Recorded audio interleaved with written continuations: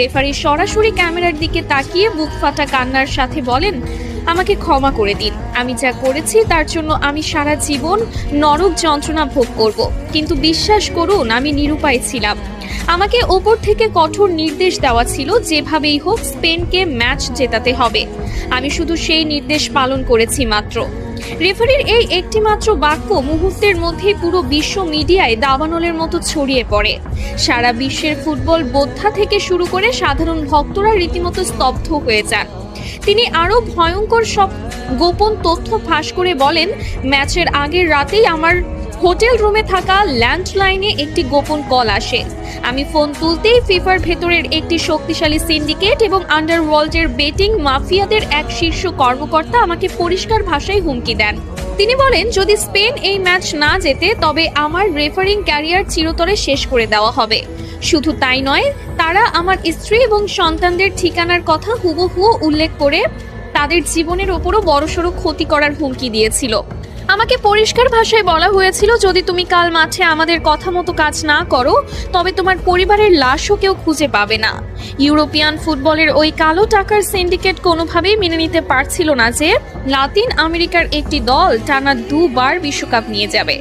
আমাকে বলা হয়েছিল, যে কোনো মূল্যে যে কোনো অজুহাতে আর্জেন্টিনার খেলোয়াড়দের চাপে রাখতে হবে, তাদের স্বাভাবিক খেলা নষ্ট করে দিতে হবে।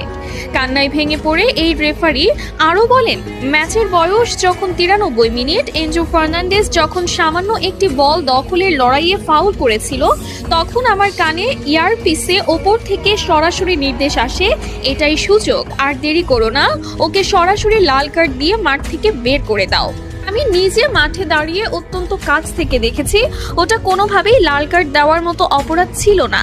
আমি চেয়েছিলাম অন্তত VAR চেক করতে, কিন্তু আমাকে এয়ারপিসে VAR দেখতেও কঠোরভাবে নিষেধ করা হয়।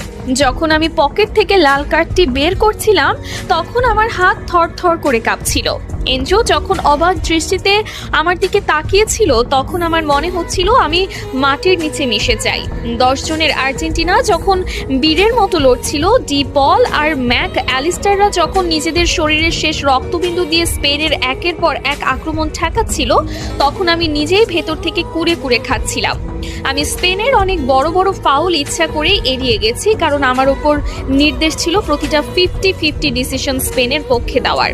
অতিরিক্ত সময়ে যখন স্পেনের ফেরান তোরেস গোলটি করলো, তখন স্টেডিয়ামের স্প্যানিশ ভক্তরা উল্লাস করলেও আমার বুকের ভেতরটা অপরাধবোধে ভিন্ন হয়ে যাচ্ছিল। চরম আক্ষেপের সুরে রেফারি আরও বলেন, ম্যাচ শেষে যখন দেখলাম লিওনেল মেসি মাঠের মধ্যে বসে শিশুর মতো কাঁদছে,